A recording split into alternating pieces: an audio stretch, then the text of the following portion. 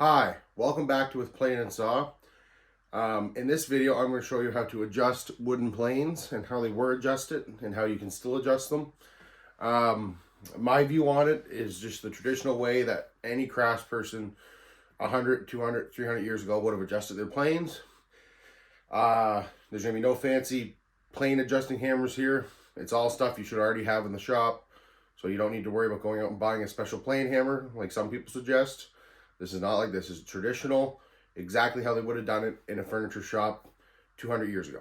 So the way to adjust planes applies to every type of plane. Like this jack plane, this smoothing plane, this plow plane, this moving philister, rebate plane, or even something like, a complex molding plane, or say a beading plane, like this. It all applies, how they are adjusted. I'm going to start with the jack plane because it's the easiest to show, and I will show others as the time progresses. Alright, so here's a wooden jack plane. Some terminology you should know: the toe of the plane is the front, the heel of the plane is here, obviously. You got the iron, the wedge, and the word's leaving me. The escapement, the whole cutout assembly, and the bed of it, and the toe. So, say you get this plane from a flea market, the blade's not in good shape, and you want to take the blade out. Well, all I tend to do is you grab the wedge, but sort of hold the plane so the plane doesn't go. Hold the plane with your fingers like that, but put most of your pressure on the wedge. And you take your hammer. All you need, I like using a big ball peen hammer because the bigger the face, the less likely it is to mar the back end of the plane because you got a bigger surface. So make sure you hit it flat. This is all they would have adjusted their planes with in the past, is just a steel hammer, usually a claw hammer. And this will be evidenced by, on almost every plane that you find, there'll be hammer marks. A lot of people attribute that to misuse and some kid wailing on it with a hammer, 30 years ago. That's not the case. Those hammer marks were put there probably by the last guy who used that plane professionally. They use steel hammers. Same thing with mushroom irons. People think that is wrong. That is not wrong. One of the ways to deepen the cut is to tap it with a hammer. That's completely normal. On a Stanley metal plane, that is not normal. That's someone who was used to using this type of plane and switched over to using that type of plane and hadn't gotten used to the adjuster yet, and they were trying to tap it with a hammer. But here, I'll show you how to first remove the wedge. So you hold the plane by the wedge, you take your hammer, good hit, and with like that, the wedge is released. So, the wedge released, the plane released, hold your fingers to put the blade back in. You set the wedge like that, a couple light taps. That's how you take out the blade and put it back in. Another way to remove the blade is to hit what is called the strike button. That's something I forgot to address earlier. This is the strike button. That's meant to be hit. And that also, I should say, by hitting the plane back here, it forces the plane this way and the wedge to go that way. So the same thing, if you hit here, it forces the plane body to go down and the wedge to go back up, releasing the wedge. So here I'll show you how. 2 hits on the strike button, the wedge is released. Same thing. So now, then you sort of wiggle this around until you get it so it's not quite coming out of the mouth. Tap the wedge in, and you sight it. And that's sticking out way too far, so I gotta redo that. Usually you can wiggle the wedge loose like that.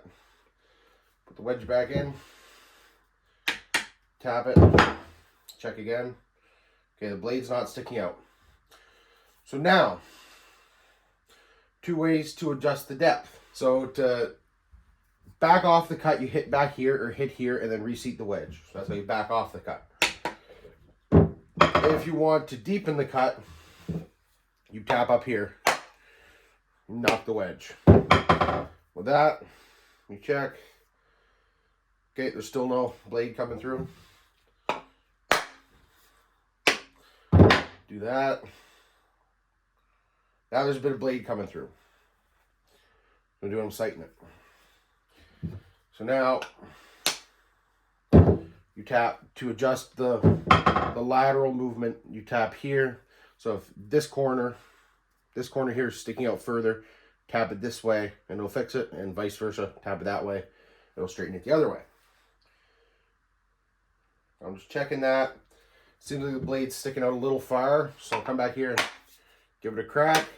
Now let's test it. This is a jack plane, so that's a perfectly acceptable shaver. Okay. Let's say we want it deeper. Crack it there. Crack it there. Way deeper shaving. That's too much. Hit back there, retighten the wedge, hit back off again. Back it again, good crack to the back, seat it, less again, crack it again, like that, less and less of a shaving. Almost nothing. That's how you adjust a jack plane, and pretty much how you adjust everything else. So with the smoothing plane, no strike button. You can either hit here to release it or here, and you want to deepen it, you're going to whack it there. Plain and simple as that. The blade and the wedge are all the same. Plow plane. This you'd think, oh, it's a little bit different because of everything that's on it. Nope, same thing. Release the blade. I wouldn't tap here on a plow plane. I would simply, to deepen the, to release the blade, I wouldn't tap here. I would only tap back here because there's less stuff to hurt. Like you could hit this and hit those. And then to deepen the cut, same thing. Do that. Tighten the wedge. But what I tend to do with plow planes, this is just me, I overset the depth by hand by looking at it. And then I'll only back it up. I don't like deepening the cut on a plow plane. I'd rather pull it back. It's just how I like to do it. Rabbit plane, this fancy one with the fence and the depth stop. Same thing. Tap it here to release it. You could tap it here to release it on this one, or tap it there to deepen it. Same thing. Now, the only thing slightly different. So with a molding plane, I'll get an example here. Just give me a minute to find it. This plane's dusty. So, most people see a molding plane and they see that bump and they go, oh, to release the wedge on a molding plane, you're supposed to do this. Completely wrong.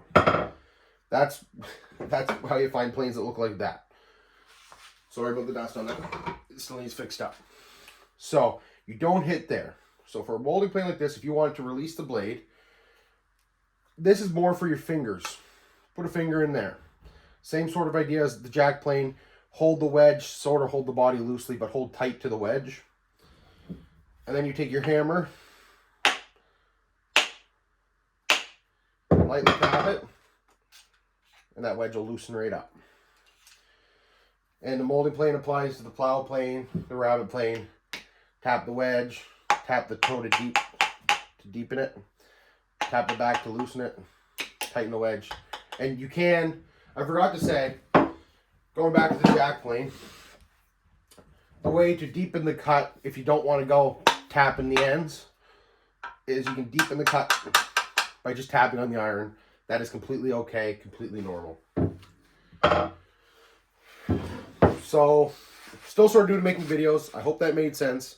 If it didn't make sense, tell me. Make another video, a bit more clarification. I can absolutely do that. I hope this helped anybody with setting up their wooden planes, and I look forward to seeing your guys' responses to this. Thank you.